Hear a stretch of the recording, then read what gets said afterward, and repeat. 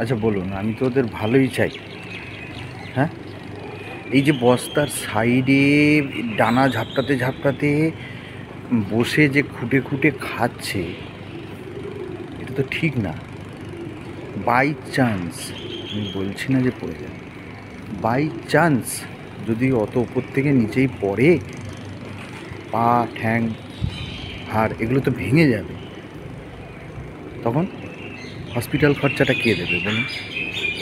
তাহলে আমি ভালো চাই।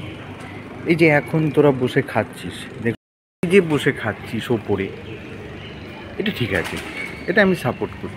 এই কী ব্যাপার, তোরা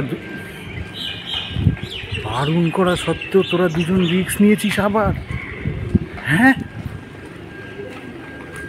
ওপরে যাও।